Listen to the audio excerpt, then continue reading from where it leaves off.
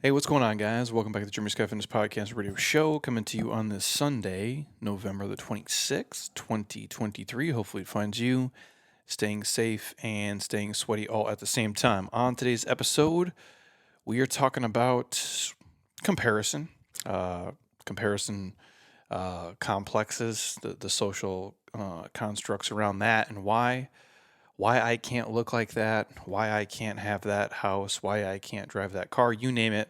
I'll tie everything in here all around, but I will focus on the physical aspect of it in one instance, because obviously this is what we do here at Jeremy Scott Fitness in a roundabout way. But a couple housekeeping things before we kick off. One, microdosing mobility program. These guys are in week number 2. They're starting day 8 tomorrow. If you guys want to join the Jeremy Scott Fitness app, jeremyscottfitness.app, links in the show notes. You get a week for free. Try it, see if you like it. Then you guys can stay on, rock with us through the entire program. That program's going to live in there forever. We're not taking it away. It's not going anywhere. So you guys will always have access to it, plus all our other programs, over 1,000 videos on top of everything else. So if you are looking to end 2023 being healthy, fit, mobile, strong, we have everything that you guys need there. If you're looking to kick off 2024, this is for you as well. The next program we'll run in there is our 47-day transformation, which is a premium option. All of you guys who've already bought it, you have access to it when we kick it off in January. But again, we're loading a ton of new stuff too. Rob right now is working on a busy adults program that we actually made specifically for an individual who had some physical limitations. So there's some movements we didn't put in there because of this person's, I guess, lack of range of motion or just prior, injury history. But I figured, well, why just give it to one person when we can give it to all of you guys? So that'll be in there as well on top of everything else. So if you guys are looking for a way to move better and feel better, again, the microdosing mobility, it's 5 minutes a day. If you can't do that, then you don't give a shit about your mobility. You don't care about your range of motion. You don't care about your tissue. You don't care about being in pain or not. And you really don't care about, losing your ability to do certain things if you can't invest 5 minutes per day. It's like any other problem in life. You can't just sit there and think as you get older, it's magically just going to get better on its own. I don't know any problems that I've had in the last 10 years, 15 years, 20 years that I did absolutely nothing. I ignored them and they just magically went away and magically got better. That would be super cool if they did. But that just hasn't been the case for me. And mobility and tissue work and range of motion and how your body recovers, heals, and repairs, I hate to say, as you get older, it doesn't get magically easier. So that is what this program was created for. It's a precursor to a rebuilt program that will come out probably in springtime of 2024, which will be a premium program too. But the microdosing one is free in there to get you guys started moving better and feeling better. And anybody can do it no matter where you live or what level you are at. So check it out, jeremyscottfitness.app, links in the show notes for a free week, and you guys are good to go. Now you guys know as well, we're talking about AG1. The one thing I take every single day and I never miss it. It travels with me. If you've listened to me any amount of time, you guys know I kind of live and die by this. Not only did it replace my multivitamin, but with a real basic scoop or just a simple travel pack, which most of the time I do take the travel packs, it covers the gaps in my nutrition that I'm missing when I'm not being completely perfect. And even when I am, you guys, like if I eat, let's say I can eat twice in a day, or let's say on some weird day I could eat 3 times. To get all my micronutrients in, it's really hard to do. So I do the best I can. I eat as much organic, whole, real, nutrient-dense food as possible. But on top of that, I take AG1, prebiotics, probiotics, digestive enzymes in there for gut health, gut support, magnesium, B vitamins to help support a nice, energy balance, help stress levels, vitamin C, zinc to support your immune health, and everything in between. So if you guys want to try it 100% for free, hit me up. I'll send you some sample packs right to your front door. You can try it, see if you like it, and if you do, we'll hook you up with a year's supply of free vitamin D and 5 free travel packs with order 1. The link's in the show notes if you want to pick it up today. It says drinkag1.com/Jeremy Scott. But again, it's the foundational nutritional supplement that I take. It's the base of everything I do. I wouldn't waste my money on 10 different other pills if I wasn't doing this already. So again, spend your money on the food, eat organic food if you can, eat real whole nutrient dense food all the time if possible, and then obviously take this on top of that to help you guys. Excuse me, this Metcon cough is just fucking killing me today. To get you guys through. So again, if you have a question, hit me up. Otherwise, you want a free sample, we'll send you guys a sample. You can try it before you buy it and then get hooked up with all the free stuff from there. All the other podcast sponsors we have in the show notes, our friends at Sleep Sold Separately, my friends at JLab Pro, jeremyscottfitness.jlabpro.com, where we get our protein, turmeric, collagen, and krill oils. They had a huge sale on Black Friday. I think it was buy one, get two. So if you bought a bottle of protein, you get 2 protein bottles for free. If you bought a bottle of collagen or turmeric, you get 2 for free, which is pretty sweet. I sent that out on our newsletter. If you guys missed that, I think they're going to have a pretty sweet Cyber Monday deal too tomorrow, which if we don't have it out in the email, we'll have that coming out, I think, in our Facebook groups as well. So again, that's where I get my protein, turmeric, collagen. I love Jay. He's a good dude, puts out good stuff. And so if you guys want a discount, hit me up. If you're not in our newsletter, message us. We're happy to add you guys. We send out 3 emails a week, every week. Some weeks it's, 4 or 5 emails. Just depends on what we have going on here in the space. And then just a kind of final reminder of our Built Different Mastermind group with Dave DiLorenzo and myself. We're doing kind of final calls for that to get that group set up here. That'll be in the show notes as well. If you're somebody who's a solopreneur, entrepreneur, working a small to medium-sized business and you're looking to level up, maybe you're looking to move up in your corporate career, just make more money, be more educated, have a better network of people, and just learn from people who have done it. This would be a great group for you guys. It's kind of my next, project, I guess, in life. I've done this for almost 20 years total. My first training cert was in 2005, and I've been on my own here since 2010.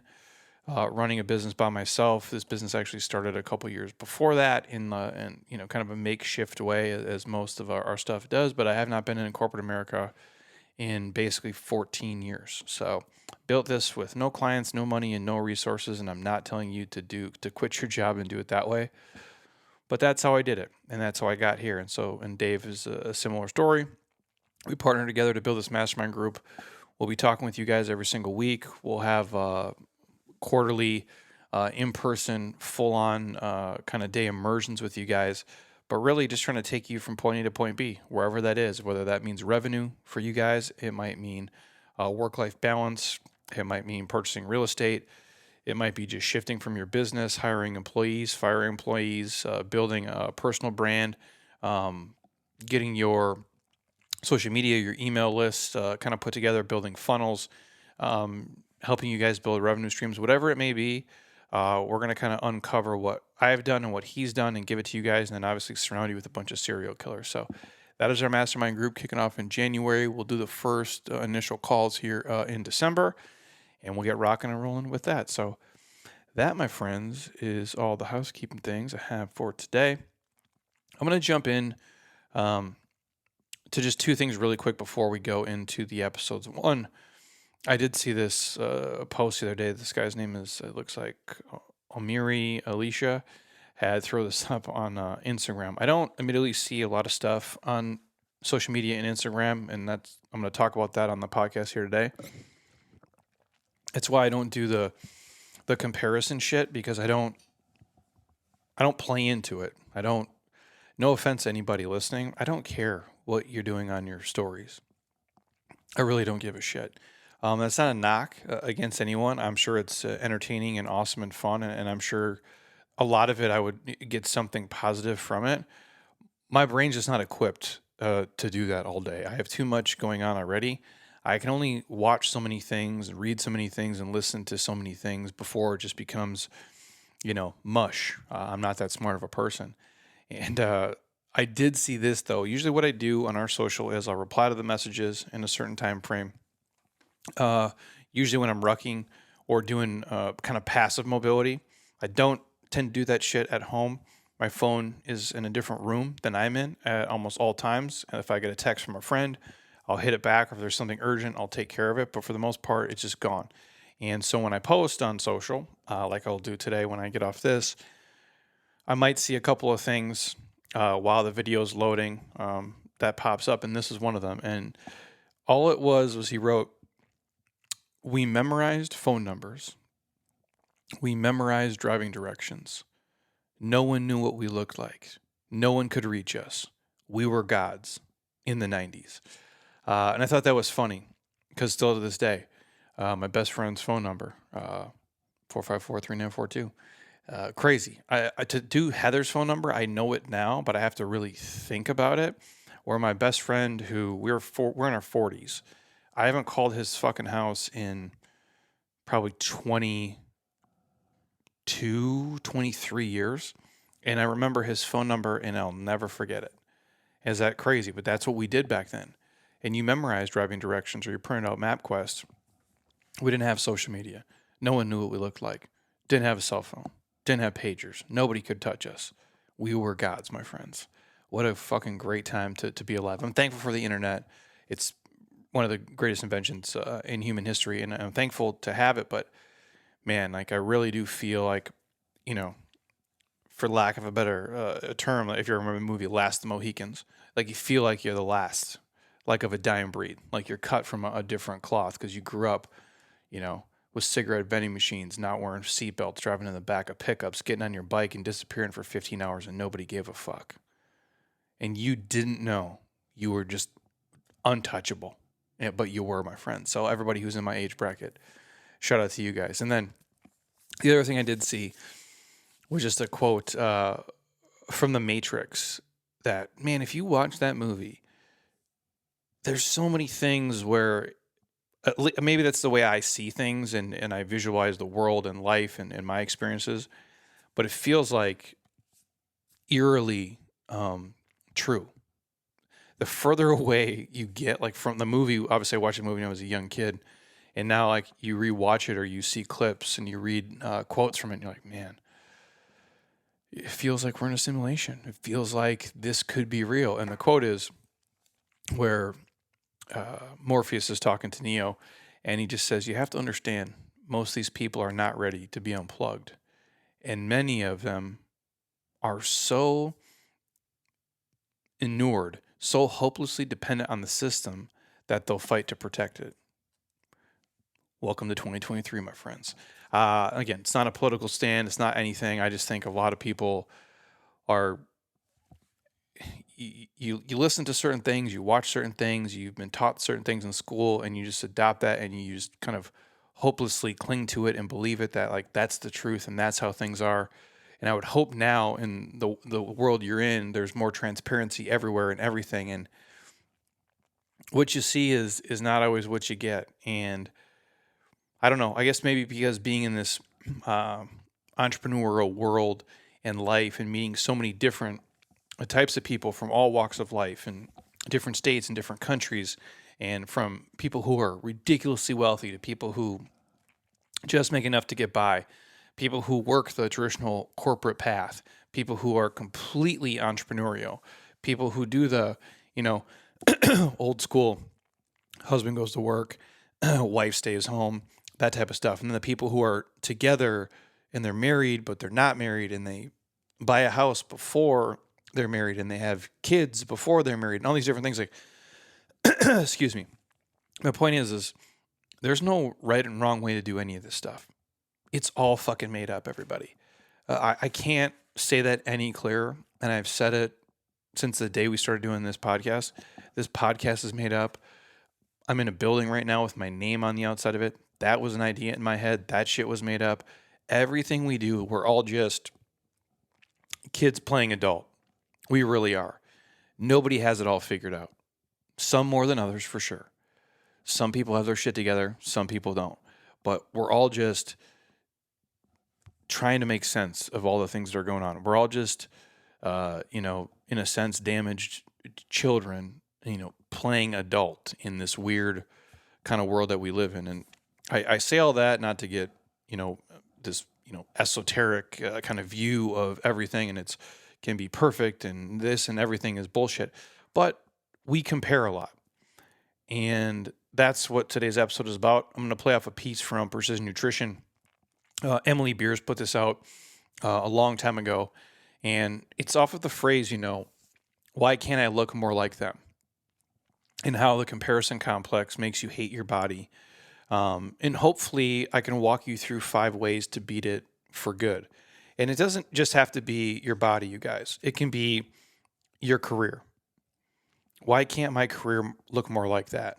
Why can't my job look more like that? Why can't my house? Why can't my car? Why can't my family? Why can't my relationship? You name it. It really is endless. It doesn't, have to be tied to just the physical body. I'll touch on that because that's what I do for a living, but I see this with everything that goes on. And the secret about comparison, and you've heard me talk about this before, we've done other podcasts on it. I'm going to walk you through, hopefully, how to not hate yourself here today and not hate your appearance and hate how you look and hate how you move and just appreciate, what you have today and understand you can work in a healthy way to change certain things that you don't like about yourself. But not dwell on them to the point where it becomes crippling and it holds you back.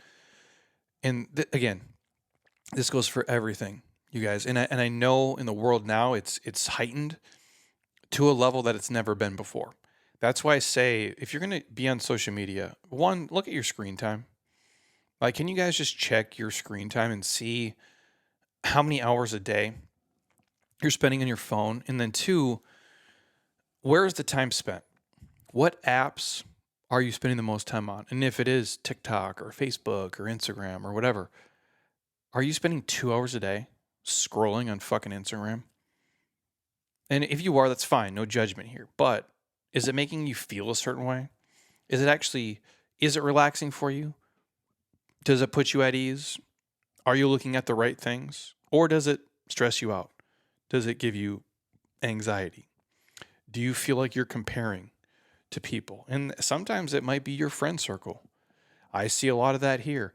And I'll share this real quick. I was talking at Thanksgiving. We were at a big gathering of a bunch of people that we know. And just having a conversation with somebody, I want to leave out the names here because it's too close to home for people who listen. Talking to somebody that we know just about social media and saying, hey, I got rid of Instagram. I found myself saying early on, like, oh, I could look at it. It's not going to affect me. It's not going to, play any major part in my life. And then I found myself getting on there and almost feeling anxious looking at it. And then found myself comparing to other people who were doing what I thought was better than me and looked like they're doing it bigger and better than me and had a nicer house or a nicer car, or they were taking better trips, or you name it. And this person who's an educated, successful person found themselves falling into that trap. Everybody does it, and everybody can get roped into it if you don't put safeguards in place. And it's a super unhealthy place to be. So the secret about comparison, you guys, is everybody's doing it. Everybody. It's human fucking nature to compare yourselves to others. We do it here on our Sunday Metcons. We all do these workouts, and we all, at the end of the day, we compare scores. That's what we do. As humans, we keep stats. And for certain things, that's what you're doing. When you play football in the NFL, you're keeping stats. When you play baseball, you're keeping stats. When you're in school, they're tracking grades, they're keeping stats. What's your GPA? What's your class rank? That's just what we do. When you're at your job, here's your goals, here's your matrix, here's the metrics we're going to measure you by. That is what we're doing. And for certain things, it's just what we have to do. But you don't always have to do it. And you don't have to do it in an unhealthy way. If you go back to like the 1950s, there was a psychologist, Leon, I think Festinger is how you say his name. He coined the term social comparison theory. The idea, in order to gauge our success, in quotes, because success, again, is relative. What is success to you versus me versus Michael Jordan might be completely different things.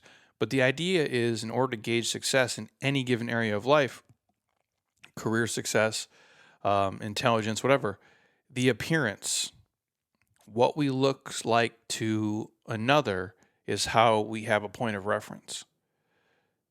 What we look like to other people, that becomes the point of reference. But we don't just look to anyone. We compare ourselves to our, relevant peer group, if you will. And so that's made up of people who we perceive to be around our same level in any given attribute. So, for example, if you are a top tier high school star, like you're a basketball star, let's say you're the, number 1, 2, 3, 4, 5 ranked high school recruit in the nation, you're likely going to compare yourselves to top players in your, ranking than you would to NBA players, because the NBA is too far away from you now. So if you're the best 16-year-old basketball player in America, you're probably not comparing yourself to Jokic or Giannis or LeBron today. Does that make sense what I'm saying? We tend to do it to our peer groups. If you're a 22-year-old and you're at your career, you're probably not comparing yourself to a 54-year-old. You're comparing yourself to someone in your peer group, 22, 23, 24, 25. Now, it's probably no surprise that your friends, your neighbors, and your colleagues typically fall into your comparison bucket. And that's what I mean by when you follow people on social and you feel inferior or you feel bad. Why? Why are we doing this to ourselves? Why is it necessary? The answer is it's not. And that's why I say, I'm not saying don't follow your friends. I'm not saying don't follow your neighbors or your colleagues. But if you find yourself watching their shit, wishing you looked like them or had their life, and it makes you feel negative inside, stop doing it. Because most people, this is most everybody, you're not doing it to, again, if you're a guy right now and you're 40 years old, you're probably not comparing yourself to NFL players, right? You're probably not saying I'm pretty fast for a 40-year-old, but compared to Tyreek Hill in the NFL, I'm super slow. It's not what we do. Most people, compared to your peer group, which is your friends, your neighbors, your colleagues, that's your comparison bucket. But some people can also be influenced by people you have no clear connection to, depending on how much time you spend listening, watching them. A movie star, if you're a CrossFitter, probably people who are in the CrossFit Games, CrossFit champions, everybody else out there, Instagram influencers, if you will. Celebrities can become a part of your peer group to the point where you actually feel like you know them, depending on how much time you spend immersed in their content. Think about how somebody can binge watch a Netflix series and become attached to certain characters. It works in a similar way. If you spend your time watching or reading about certain people, it can feel like they're part of your peer group, even if you've never met them. Wild shit. I'm not saying I'm special, because I'm not. I'm a fucking idiot like anybody else. But there's people who come in here who have listened to this podcast for 6 years or followed us on social media for the last 10 years. And they walk in, they're like, "Can I give you a hug? You've helped me so much." And that's fine. As long as you're not a super creep and try to grab my butt or something, happy to oblige. But it is different because I am in their circle, but I don't know them. And that's where it becomes strange, where you listen to somebody for so long or you watch them on social for so long. And then Heather and I, a week or two ago, were out riding bikes to this place not that far from our house. She's like, "Hey, let's ride over here. It's a patio. It's outside. It's very bike, dog friendly, just kind of a neat atmosphere." And, she's like, "I don't have any makeup on," or whatever. And I'm like, nobody gives a shit. We're just two middle-aged people. No one cares about us. But then if someone sees you, it's like, "Oh, there's Jeremy, there's Heather." And then Heather sees some person that she knows from, Instagram too. And it's like, "Oh, there's so-and-so." And what I'm like, I don't know who you're talking about. But my point is that we hadn't met those people. They hadn't met us, but you have this feeling of you know each other because of her interactions on social media with them. Kind of crazy, right? Like, regardless of who we consider our peers, we tend to feel good about ourselves when we think that we're in the top third of the group, right? Um, and the big problem with that is the moment we believe that we're better than two-thirds of our peers, we switch groups and that cycle starts over again. Does that make sense what I'm saying? So you create a comparison circle of probably the people who are around your age, depending on what category you're looking in, and around your career or your skill level. And then depending on the people you listen to and watch and follow on social media, and depending on their age, you compare yourself to them too. And you feel really good about yourself when you feel like you're in the top part of that echelon. And then the moment you start to believe, like, oh man, I'm better than, two-thirds of the people, so I'm doing good, you will switch groups. And that cycle starts all over again. So now you're not in the top, you're in the bottom of that group. See, that's where, if we talk about, body composition, most people who are 100 pounds overweight or 50 pounds overweight, they don't start out wanting to have six-pack abs. But once you see yourself as a fit person, you start to identify with a new group of people who are even leaner, fitter, stronger than you were before. And surprise, those folks seem to have visible abs. Well, now that's the group I have to be in.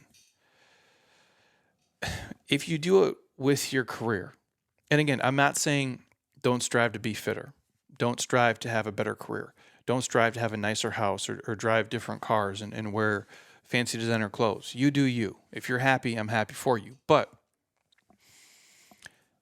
I can sit here and say, like, we know people who live in homes that cost $2, $3, $4, $5, $6, $7 million. And there was a time where their comparison group was, in terms of homes, people who lived in $6, $7, $8, $900,000 houses. And then it went to this house, and then it went to this house. And those same people, some of them that we know, still feel now like they're not successful, or they haven't achieved enough, or they need another house, or they need the next house, even though they currently live in a $3 million house, which when they had got it at the time was like, holy shit, I can't believe we live here. Now it's like, well, it's okay, but compared to Rich's house, who is $10 million, or compared to, Roger's house, who is $14 million, well, now we suck again. And that's what I mean. It doesn't matter what area of life, if it's your career, your relationship, the trips you take, the car you drive, how you look, it never ends. There's always somebody out there. And I'll touch on that a little bit later on. But if you're comparing, yourself to another person, how can you ever feel good about your own body, right? How can you ever feel good if you're always comparing to someone who's leaner, faster, stronger, younger, better good looking, better genetics, someone who is smarter here, more successful here, had family help here, who names it? You can't keep playing that game, you guys. And what I want to walk through is just 5 basic strategies that you can hopefully follow wherever you're at right now, to help you kind of kick that shit, hopefully for good. I don't know if I can cure it for you, but here's 5 ways to stop comparing yourself to other people, at least physically. And if you draw a line from physical to financial, or relationship, or career, it's pretty easy to connect the dots. The first thing I would tell anybody listening out there, if you really suffer with the comparison bullshit, focus on actions, not on outcomes. Focus on your actions every day, not just the outcomes. If you do that, the outcomes are going to get there at some point, but it's the daily actions that you can control. Maybe you'd like to be a size 4 or a size 5. Maybe you want to bench press 300 pounds, or you want to run a mile in 6 minutes or less, or maybe you want to have 6-pack abs. These are benchmarks that for some people are meaningful. Um, some people they're not, but because they're like an objective way to compare yourselves to others, for some people it can be a red flag. I'm not saying not to have goals, but is the goal helping you or is it hurting you? Only you know. Um, but if you really just have goals that mean something to you and not anybody else, you don't have to wonder how you stack up. You know, the numbers are going to tell you. That's it. And if you're doing it, say, hey, I want to be a size 4. I want to bench 300 pounds. I want to run a 6-minute mile or less. I want to have six-pack abs because I want to, not because your fucking brother did it or your sister did it or your, CrossFit group did it or the people in your office did it, because you did it. You're not doing it to compare yourself to others. You're doing it for yourself. And those are hard, fast numbers that you don't have to know how you stack up against the room. The numbers are going to tell you how you stack up against you. And again, for some people, those things are helpful and they get you to achieve your goals. And for other people, they can be demoralizing. You got to know yourself and you got to know what motivates you and what drives you and what is going to set you up for success and not for, guaranteed failure. After all, we can't, if we're talking physical body, right? You can't fully control how your body's going to respond to nutrition and training. You just can't.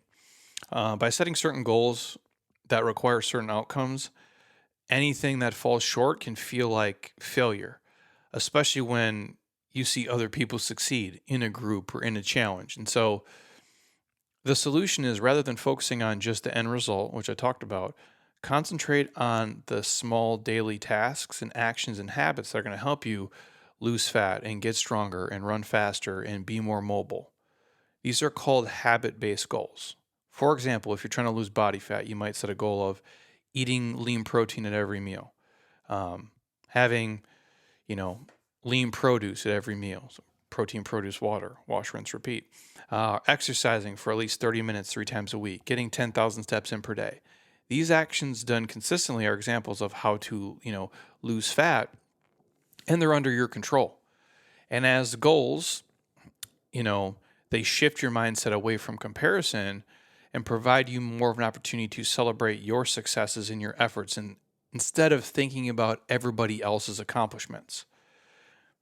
To be sure, focusing on actions over outcomes may require a mental adjustment on your part, but with practice, it's going to feel like the natural right way to do it.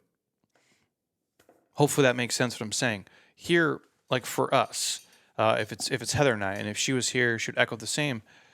We have friends who, do different things financially than we do. Some of our friends, we make more money than them. Some of them make more money than us. We might take better trips than some of our friends. Some of our friends take better trips than we do. And what I mean by better is maybe they always fly private or they're always flying first class and they only stay at 5-star places. We sometimes do fancy things. We sometimes do it, kind of ghetto. And we live in a nicer place than some of our friends. Some of our friends live in, $3, $4, $5, $6, $7 million homes. Again, I'm not comparing to those things.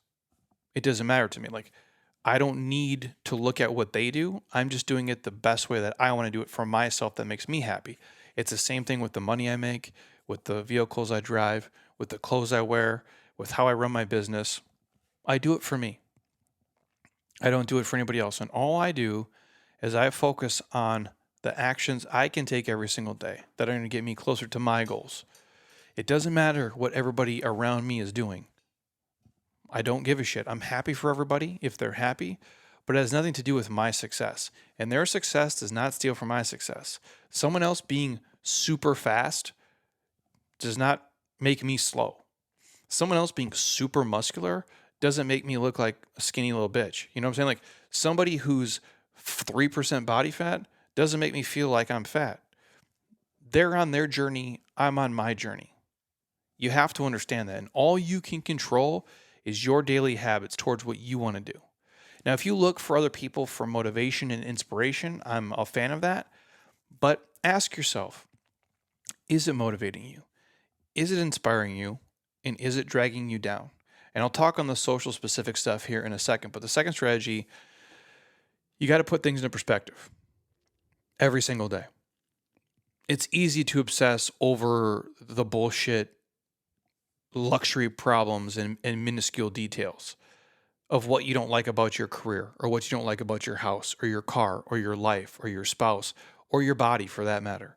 Most of these things are luxury problems. Again, everybody listening to here has some shit. You got some real problems in your life. I'm not discrediting that. I'm not downplaying it. I got real problems. So does Heather. So does some of our friends. So do many of you. We all probably got a chink or two in the armor, right? But a lot of the shit that we sometimes worry about is luxury problems. Oh, my grass isn't green enough. Oh, there's stuff floating in my pool. Oh, my dishwasher broke. Oh, my air conditioner went out. Now, albeit those are problems. But Heather and I have been watching the Bass Reeves show on Paramount Plus, which is I guess the prequel to 1883, which he was one of the main characters on 1883, taking people through the Oregon Trail.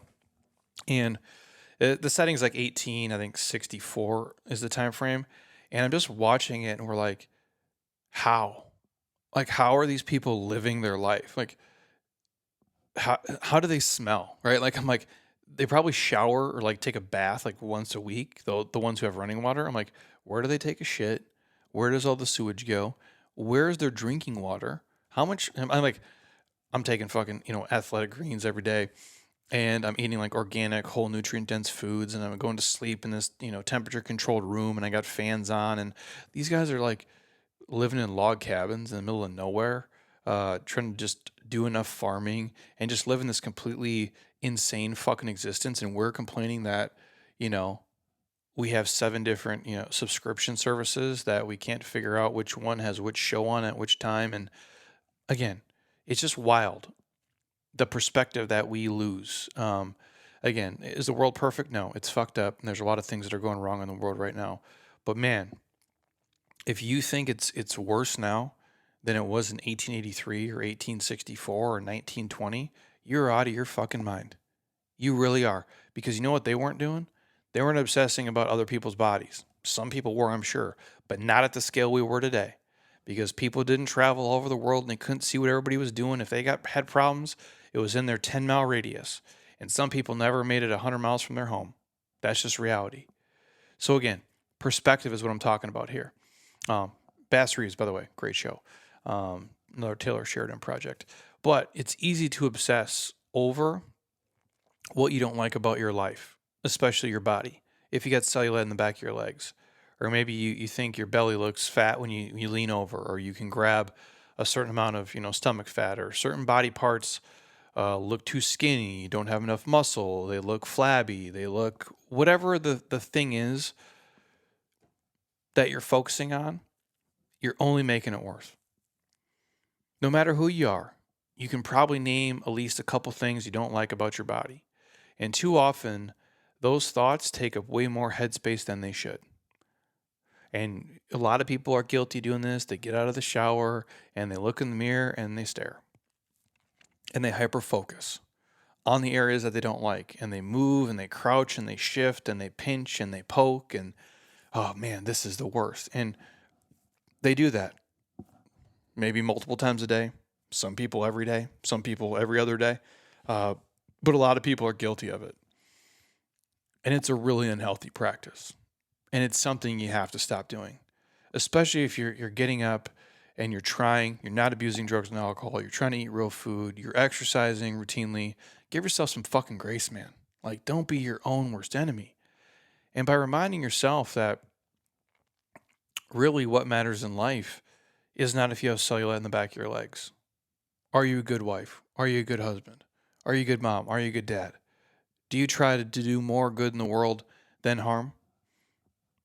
That's it, man. Are you happy? Are you having fun? You can dilute those negative feelings and make them less powerful if you focus on them less often and remind yourself of what really fucking matters.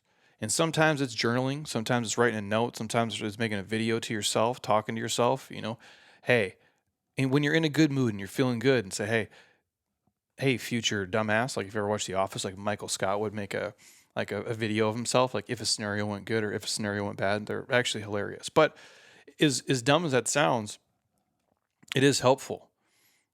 And again, I'm not giving you like a giant to-do list of certain things, but just consider a quick and easy way you can get a daily dose of perspective. If every single day you wrote down three things that you're grateful for, or one thing you're excited about, or one thing that you're proud of from that day, or even the day before.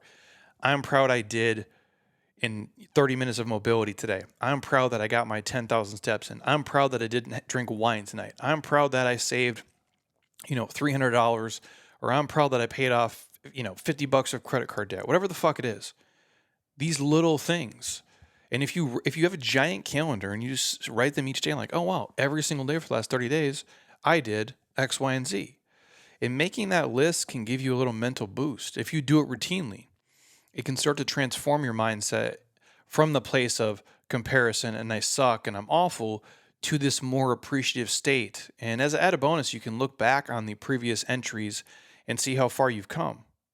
Again, I don't journal like that, but I do keep notes on my phone. I do have about 800 post-its here, and I do have a giant board of things I've done and things, especially when I can feel like, oh man, I really wasn't that productive this week.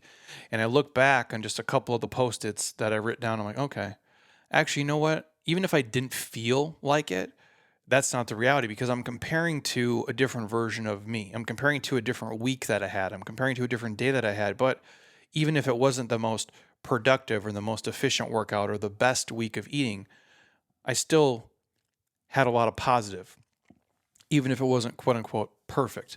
And I sure as fuck am not comparing to anybody else. So, oh, well, Susie doesn't have cellulite on her legs. And, Jan has, the greatest butt ever. And, Rick, he never seems like he's out of shape. Like, it doesn't matter what they're doing.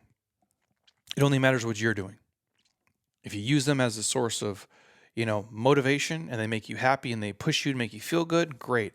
If there's any feeling at all of, wow, fuck, they always are doing awesome, I always suck, you have to stop. You have to, this is the strategy number 3, eliminate your comparison triggers. You have to get rid of them. Think of behavior activity or a place aimed at helping you get healthier. Are there any that cause you to feel less adequate? Like any behaviors that you're doing that make you feel like shit. It could be something as simple as you're watching a social media influencer or even like, those crazy food prep bloggers and the people that are always out there. My wife, I forget the one my wife shares with me all the time. Her food looks amazing. It looks great. And obviously that person, that's their career, that's their job. They have endless amounts of time to experiment with new, delicious, amazing, filmed macro recipes.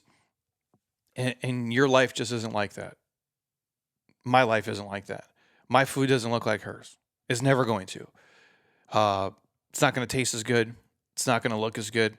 It's probably just as healthy, if not healthier, but it will never be on the level of like, I forget it. I'm going to butcher the name, but it's this famous food blogger my wife will show me, and I'm like, that looks awesome. I can never do that. And you might be guilty of that too. It could be the advanced spin class that you struggle with, or if you're on a diet right now and it leaves you feeling guilty because you're always cheating and you can't stick to it, or a weight loss challenge that you joined at work. If you're always comparing to something else, you're never going to feel comfortable in your own skin. Even if you get leaner and stronger, there's always the next level. Does that make sense what I'm saying?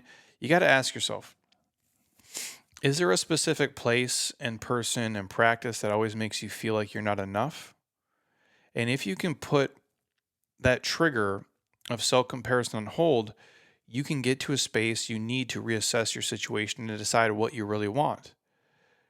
Does that make sense what I'm saying? So ask yourself, hey, do I watch, again, some of you might watch my shit and be like, well, I want to do what Jeremy does exactly the way that he does it. I'm like, and some of you are way better. you're fitter, you're stronger, you're leaner, you're whatever the fuck than me.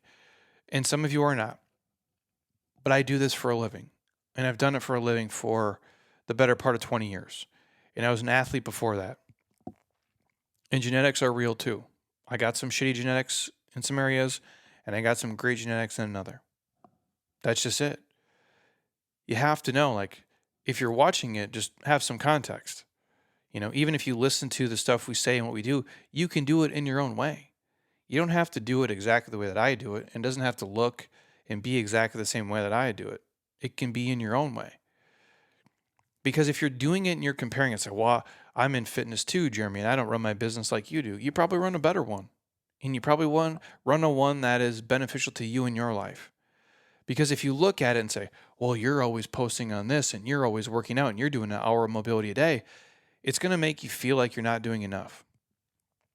And then people feel like a fraud and they feel like they're not living up to their potential, and they feel like they're not disciplined enough. And that's just not a good place to be. And it's just also not true. So what you have to do is, hopefully, if you're a person who listens to the things that we say here and you read the things that we put out and you watch the things that we do, they're there to help you. And if they make you feel shitty, don't listen to us and don't follow it and don't read it. Take what you want, leave the rest. But you have to really ask yourself, is there a specific place I go? Is there a certain community of people I surround myself with? Is there a certain person I interact with or watch? Is there a certain practice that I'm doing that always makes me feel like I'm not good enough? And that triggers me to compare myself. And then I leave feeling defeated and like shit. Only you can know that. But I don't want that for any of you. Which leads me to strategy number 4. You got to transform your social networks. You got to really curate social media, and you got to have some boundaries. You got to look through your friends.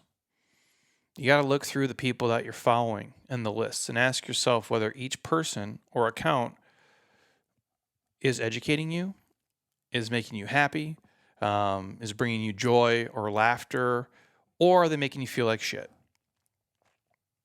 Or do they drag you down? Do they leave you feeling a certain kind of way? And there's nothing against them, but you're doing social media for you.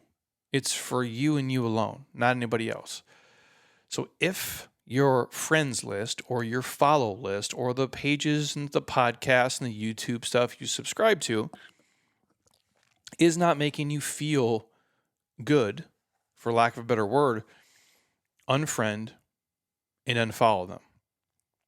I know for some of you, that's going to be a really tough decision, and it's really hard to do. I don't know if you can just mute them or not see them without doing that because you don't want to hurt anybody's feelings. But at the end of the day, it's not about their feelings. It's about your mental health.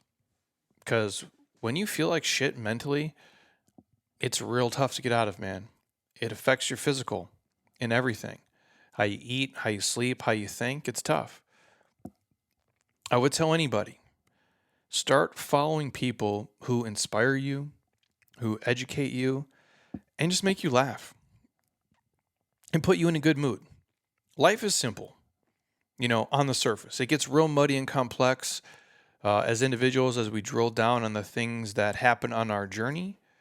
But in the macro, it's really simple. I'll say this at the end of the episode too. Do more shit you love with people you enjoy, because your life is too fucking short not to, man. So follow people who inspire you and educate you and make you laugh. In fact, if you can, work with people in your job who inspire you, educate you, and make you laugh. Your friends circle. Make sure they're people who inspire you and educate you and make you laugh. Your family that you choose to keep close and associate with. Make sure they inspire you, educate you, and make you laugh. If any of those people and any of those groups make you feel like shit, get them out of your fucking life. They are a drain, my friends. They're not a fountain. They're a vampire. They're an energy suck. They'll take everything from you. You know these people. They always want something from you. It's transactional. They're always taking. They're rarely ever giving. And it's only, what can you do for me? Or they're just a person that they might not even know they're doing it to you. and you just have some kind of complex where you think you guys are about the same age and you look about the same and you have about the same career, so you should have the same houses or the same cars or the same husbands or the same kids or whatever the fuck your thing is, or the same bodies. And if you're doing that, let that shit go. I'm not saying you can't ever talk to them and you gotta, treat them like the plague, but if you're watching them in this envious, jealous comparison bullshit, that's on you. Let that shit go. So understand, this can be anybody. This can be people you know personally in your close circle. It can be celebrities, whatever that means, or influencers, whatever it means, who give you negative or positive feelings.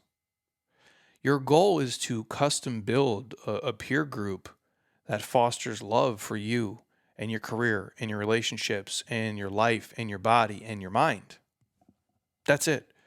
You don't have to see anything. Here's the crazy thing. You don't have to have social media. You don't have to have it. You can get rid of it.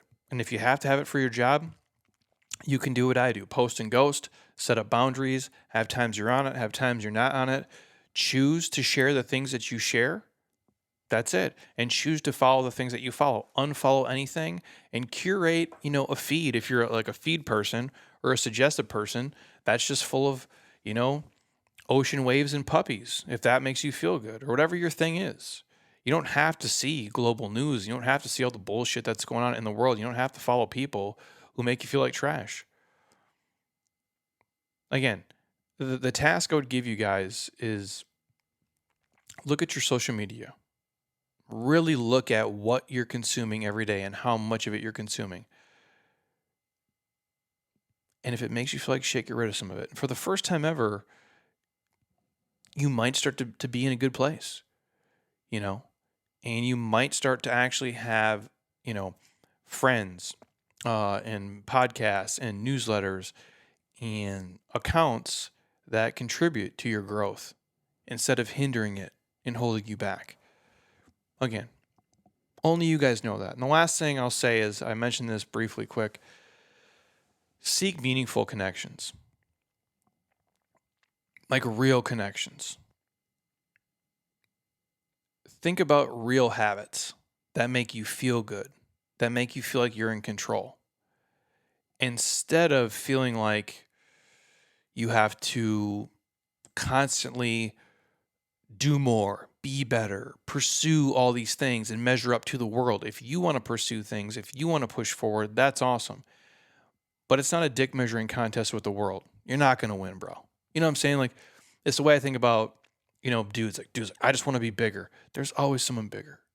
There's always someone leaner. There's always someone faster. There's always someone stronger, unless you're that person. And even if you are, you get to be the fastest, you get to be the best. It's only for a short period of time. Because Father Time's undefeated. Somebody else is coming. Again, it's if you can admit the things that are fucking you up, it becomes real impactful. If you're addicted to social, you're addicted to comparing to your girlfriends, you're addicted to the bathroom scale, you name it. When you can start to really be honest about the things that are fucking you up, life gets real good. The overwhelming feeling that people get from comparison, I think, becomes crippling at times. But for some people, and not that they become numb to it, it just becomes a way of life, and they think like, I have to live this way and I have to feel this way. You don't. I think what you have to understand is comparison is a thing that it's going to happen in life. In certain arenas, it's meant for that, and in certain arenas, it doesn't have to. It doesn't have to exist that way. If you can be honest with yourself and with your partner, if you got a good husband and wife and support circle, that's going to help. I just think you got to appreciate where you're at and all the gifts that you do have, and that's what we drill down on the perspective. But whether it's online or in real life, sharing your journey, which I think is the most important thing for people, your struggles and your stories, that's a way you can build a real connection real community, and real support. And that's a lot more uplifting than just scrolling through social, um, if you're a fitness person, like through the hashtags like, Fitspo or six pack or like, you know, hashtag entrepreneur, hashtag blessed, like all the bullshit stuff that's out there, right? Like genuine conversations um, beat silent comparison every single time. Again, I mentioned this before. There's always going to be someone leaner, fitter, and stronger out there. There's always going to be somebody with a better house, with a fancier car, that took a better, quote unquote, trip than you, whatever better means. They have fancier designer clothes. They have the newest this or the most recent that. There will always be somebody who seems like they're doing better than you, especially on social fucking media. We all know this. But instead of focusing on the things that take away from your joy and happiness, build your own support system. Seek out role models. Surround yourself with good people who lift you up, people who fan your flame, not people who piss on your fire. Turn your attention to the people who love you for who you are and who help you love yourself. If you pay close attention, you might finally realize what they see in you. And that's when you've beaten the comparison game for good, my friends. I want to share this really fast here. On the comparison side of it. Now, hopefully, if you feel like shit about your body, some of these things helped you. The reality is this: we're all going to be dead in 100 years, and no one's going to give a fuck about this podcast or the way that you looked at 28 or 42 or 85. And I know some of you listening, you're probably over the age of 30. And you might be like, well, Jeremy, I'm 36. I remember when I was 22. Yeah, but you could also imagine yourself at 90. And I imagine you at 90 wishes you were 36. So it's like you can always compare up and down either way. And I mentioned this the other day too, just comparing to people. Why can't I look like this person? Genetics is real. It just is. Some people are taller, some are shorter, some are naturally leaner, some are naturally fatter. Some people naturally have more muscle and less muscle. Some people build muscle easier than others. Some people are faster. Some people are slower. Some are stronger. Some are weaker. This is life. Some of that comes from your mom and dad. Some of that comes from age range training. I'm 40 years old. I've never been able to do the splits my entire life. Matter of fact, I've actually never tried until recently. And come to find out, it's hard to do. And I have been doing an hour of mobility, not just on the splits, but probably 20 minutes of that is split specific each day, or things that contribute to that, whether it be hamstrings, hips, hip flexors, TFL, doing kind of like the foot elevated ATG, split squats, Jefferson curls, those types of things to get my front splits perfect by the end of the year, which is great. And I've made a shit ton of progress, so much. And then I come in here the other day. My dude Mike D comes in, was Mike D, like 46 or 7 or 8, somewhere in there, and this motherfucker comes in, just does a side splits cold, ain't even warmed up. Literally walked out of bed, straight side splits. Now, if I'm gonna compare myself to him, how do you think I feel? I've been doing this shit for an hour a day, every day for 9 months. And this fucking guy comes in here, older than me, straight, perfect side splits, like it was nothing. Didn't even get warmed up. Dude, I got to warm up for 15 minutes just to get the front splits to where I'm at now, which is probably 2 inches from the ground. Some of the parts even closer. If I'm going to compare, he just crushed all my dreams in 5 seconds. But I don't do that. He has hypermobility in his hips. He has been practicing that since his days of doing martial arts, probably as an 8-year-old kid. And he's, pretty much always kept it. Every time he comes in here, he does the same hip openers for inner hamstrings and his quads and his hips. And I watch him. And it's impressive as fuck. But I can't compare to that. Or my wife, who does mobility every day, but doesn't spend the time that I do on it, and I watch her just pop right in the splits too. Is that fair? Genetics is real, my friends. Her years of dancing and all the things that she did in cheerleading, it plays a role, just like anything else. That's why you can't compare. Even if you're in the same peer group, even if you've been working at something for a long time, you don't know the reps that someone else put in. Does that make sense what I'm saying? Like if you're like, well, Jeremy, I want to do what you do here. I'm like, do you know how many push-ups I've done?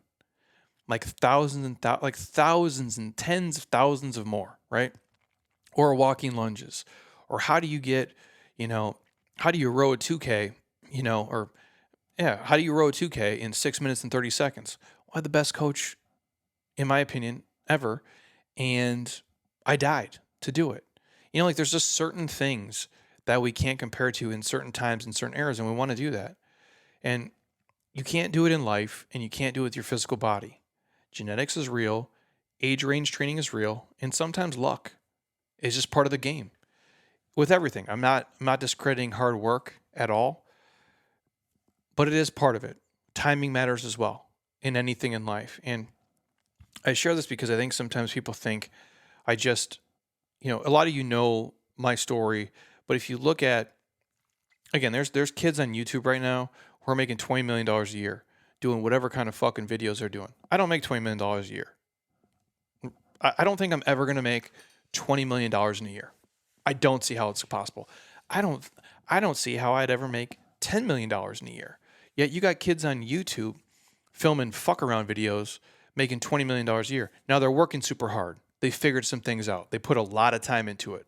It's a lot of effort. But if I'm going to compare my success to theirs, I'm like, financially, well, clearly I'm a complete fucking loser, right? Like, that's why I say it's a lose-lose situation. If I compare to the gym right next door to me, well, yeah, I smoked that guy. I don't even know his name. Or the guy who's one block behind me. I'm sure they're successful. I'm sure they're awesome. I'm sure they're doing great. Are they doing what I'm doing? No. So am I a success and they're a failure? No. Like either I put myself on a pedestal to feel good, or I compare myself to, who's the kid? It's not Andy's Toys, right? The YouTube kid who makes like $30 million a year. Like, yeah, I'm a loser compared to him, but Ryan's Toys, that's what it is. It's a lose-lose. And for anybody who looks at what we do here and thinks it was just this straight line of success, it wasn't by any means.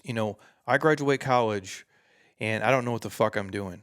And I moved down to Florida, have a job lined up, never end up taking it because I don't want to do it. I'm a college graduate. I ended up working at a golf course with my best friend as a cart kid, cleaning off golf clubs, picking up range balls in a giant tractor, for basically minimum wage and just tips. Now, was it fun? Yeah, fuck yeah, it was fun. I put on AirPods and I pick up range balls, what people peg me with golf balls. And I get to hang out with my best friend in Florida where the weather's warm and you can play golf and I can exercise 2 hours a day and it's a fucking golden era of life. But that's my first gig out of college. I'm a college graduate and I'm working at a fucking golf course with a bunch of fucking idiots. And then that, is not a career path. So I moved back, to Minnesota. I'm living in my dad's basement. And then I go from there to get my GA spot, in Mitchell, fucking South Dakota. And then I'm living in South Dakota, and that's my spot. I have a quick stint, at Iowa Western, in basically Council Bluffs, Iowa, or Omaha, Nebraska. And then, well, I'm like, that's not really what I want to do. Then I pop back to live in my dad's basement again for a short stint. And I'm just trying to figure my life out, right? And I remember it was May 17th of 2008. And I get a call from a buddy of mine here, drunk, saying, hey, man, like 2 a.m, you got to move down here. It's amazing in Arizona. You'll love it here. You can sleep in my bedroom. I'll sleep on the couch. I don't give a shit. You just got to get here. And I remember it because it was snowing on May 17th. And I'm just looking at my life like, dude, you're 24 years old. You have no career. You don't know what the fuck you're doing. You're just completely fucking up. Um, you're kind of in fitness a little bit. You're kind of not in fitness. You don't really know where you want to go. What's the worst that can happen? And I remember texting back and said, yeah, I'll come, dude. I'd never been to Scottsdale or Phoenix, never been here, didn't see anything about it, did really no research because that's not who I am. And I'm like, let me save up enough money and I'll come right after my birthday, which was in August. So I saved up about $3,000. And I did owe money to Care Credit because I had LASIK eye surgery. So I was actually, I guess, at a negative net worth at the time. And I packed up my car with what I had, and I drove to Scottsdale. And I got here in August of 2008, and no clue.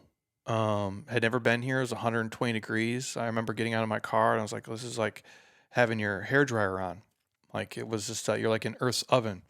And I remember being here, and I had just turned 25 years old, and from there, I'm reffing youth basketball games for money, and I get one job here in corporate America, I guess if you will, as an academic advisor, and I do that for about a year before I quit. With no, I take that back. I actually had a job here. I was doing this training job, social work essentially for troubled youth, and I was there for 3 days. And I actually quit on the Friday, and I met Heather at a bar that Friday too. So when she met me, I'm like, yeah, I actually just quit my job, and I have no money, and I have no skills, and I'm basically a mutant who doesn't talk, but um, I'm ripped, and I look like a younger Bruce Willis. So if that is attractive to you, let's hook up. And that's how I met her. But I had this job for 3 days. And then shortly after meeting her, I get this job in corporate America as academic advisor. And I got through it for about a year. And then I quit right around Thanksgiving time of 2009 and start Jeremy Scott Fitness with no clients, no money, and no resources. And here I am today, 15 years later. And I share that with you not to scroll down memory lane, but for anybody who's saying like, "Oh, Jeremy, like you're doing this today," I am doing it today. After working 100 hours a week for 15 years, and after going through all that shit, going from Iowa to Minnesota to Florida to South Dakota to Iowa, back to Minnesota, out to Arizona. It was not a straight line to success by any means. Um, and that's why I'm not a fan of the comparison game. Usually, unless we know the origin story and where people came from, and even with that, like there had to be some lucky breaks in timing. I had to have a friend that lived here that I could rent an upstairs bedroom from because I sure as fuck couldn't afford rent on my own. And I happened to buy properties right after the giant meltdown of '07 and '08. So I could buy my first place for peanuts, and I could buy my house in a similar way and buy this building in a similar way. And I met my wife at the right time, and she was the right age and I was the right age, and social media was just taking off, and you name it, it worked out. A lot of hard work along the way, but circumstance, genetics, timing, it all matters, you guys. And that's why I'm not a huge fan of comparison. Everybody has a different path. Everybody has a different journey. Everybody's going to have a different outcome. You just have to be happy with where you are today. And that's why you can't look exactly the way you want, when you want, how you want. That's why you don't look like them. That's why you don't live where they live. That's why you don't drive what they drive. You look like you look. You live where you live. You drive what you drive. Stop the comparison complex bullshit. Live your life for you. Do what makes you happy. Compare to the best version of who you can be. And if you hate some of the places that you're at in your life, you can work on those, but not by looking at the scoreboard of everybody else. Working on the daily habits and practices you need to work on to put yourself in the best position to be successful day after day after day after day. Stop hating your house. Stop hating your career. Stop hating your life. Stop hating your body. Stop hating your relationships. If you're not changing them each day with your habits, you're choosing them. If you're not changing those things every day, you're choosing them. And for early in my life, I was choosing to accept a certain reality. And eventually I had to fucking change it.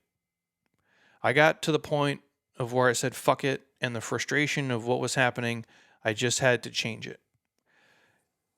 And early on, I would compare to, well, I'm 24 and I have no career and I'm working at a fucking golf course and my buddy's crushing it at Wells Fargo or crushing it at, his accounting firm or you name it. And that's just a jealous, terrible place to be. And I would look at people in my physical body. Well, this guy's on this magazine cover and I'm not this. That guy's 33 years old. You're 24, dude. He's been training for 9 years longer than you. And by the way, he genetically has these 4 gifts. You don't have those 4. You have these instead. That's why it never works. It's just you versus you. It always has been, and it always will be. So if you find yourself not being happy in your life with where things are, stop. Slow yourself down. Focus on the actions, not the outcomes. Put things in perspective every single day. Eliminate the triggers that are holding you back. Transform your social media, please, and seek meaningful connections. And I'm going to leave you with this real quick. You got to keep things in perspective, you guys. If you're listening to me right now and you're somewhat healthy, you're not battling cancer, you're not in a wheelchair, you're not in a hospital bed, you got to just really appreciate that. If you got maybe you broke a bone, you're on a medication or two, you got some aches or pains, it's all right, man. You can keep working on those things. You're still in the fight. You're still in the game. And I share that if you have running water at your house, you're not enslaved. You're not fighting a war every single day. You're not in fear, of your life and your safety. You're fucking winning. You are winning on all levels. If you can focus on the cellulite on the back of your legs and that's fucking you up, I can't tell you how much you've won in life. If you look at your car that runs perfectly and gets you to point A and point B safely, and you're comparing to your friend's Mercedes, you fucking won, you guys. If you have a roof over your head and you have air conditioning and heat and running water and you got 3 fucking TVs in your house with Netflix and you're looking at your neighbor's house thinking you need to have their backyard or their walk-in closets or their whatever, you won on the highest fucking level, my friends. You really did. Keep things in perspective each and every day in every area of your life. I know it's hard to fall out of it, and if you do, it's fine. Snap your fingers and bring yourself back to the reality of that you're winning. If you're healthy, if you're happy, if you got good people in your life, that's what it is. You can work for the things you want, but don't feel bad if somebody has some things that you don't have. That's a childish move. That's what kids do. That's not what grown, enlightened adults do. Appreciate where you're at. Find good role models. Have a good social circle. Use those people for motivation and to push you, but don't surround yourself with things that make you feel like shit, physically, mentally, spiritually, or emotionally. Your life is far too short for that, my friends. I know that's kind of a roundabout way how to talk about this, but hopefully it helps some of you guys. I just know a lot of people suffer from it. Friends of mine that I'm close to, I suffered from it, when I was a young man. It's hard to get away from, but it can be done. And it's a great place to be, man, when you're living life on your own terms for you and your goals and nobody else's. And nobody else's success steals from your success, and your success does not dim their light by any means. Do the best you can with what you have each and every day. And if you can focus on that with any level of perspective, you'll have a pretty sweet fucking life. I appreciate you guys as always. I think the next episode we're going to do is probably Friday, which is already December 1st, which is fucking wild. My plan is to have Dr. Jesse Greer come on the podcast. He is a badass. That will be super beneficial and enlightening in terms of blood work, markers, physical health, habits, how to be healthy. And he's just got a great story in general. Dude was a Green Beret, fucking badass, and he happens to be a doctor on top of it, and he lifts. So how can you lose? And then hopefully we get Heather back on the podcast next Sunday as well. Kind of talk about a recap of 2023, what's coming on the pipe in 2024, and all those fun things as well. So we did a Q&A on Instagram. If you guys want to reply to that, if you got questions for her or myself or for us, we're happy to get to them on that episode. If you guys want to jump in the microdosing mobility, jeremyscottfitness.app, link is in the show notes. If you want a free sample of AG1, hit me up, or a discount on any of the JLab Pro stuff. We got those going on. I think we still have the Ruck discount going on for the next couple of days if you guys want discounts on the Ruck gear. And then again, if you're looking to change the game in your business, in your life, in your finances, the mastermind group with Dilo and myself is in the show notes. You guys can message us quick. We're kicking off those calls in December, and the group starts in January. And that'll be a game changer for a lot of people. So I'm excited about that and that kind of chapter of my my business life, if you will. So thank you guys as always. If you're on Apple Podcast, drop it a 5-star, leave a comment. If you're on Spotify, drop me a 5-star, leave a comment there as well. And again, if you think this can help a friend or family member, please share it with them. And I know I say this a lot. If you've never dropped a review, don't be a fucking lazy ass. Just drop us the reviews. It can just say Jeremy Podcast Good. I stole that from BJ Gaddour, by the way. But it helps us. It really does. If you want to drop us a Google review, we'll take those too. Selfishly, that helps our business. And if you ever make it out to Scottsdale and you guys want to pop in, shoot us a DM ahead of time. We'd be happy to have you here to kind of run through some of our stuff. So I appreciate you guys. And until next time, eat well, train hard, be nice to people, and please, you guys, keep doing shit you love with people you enjoy because your life is too short not to. I'll talk to you soon. Peace.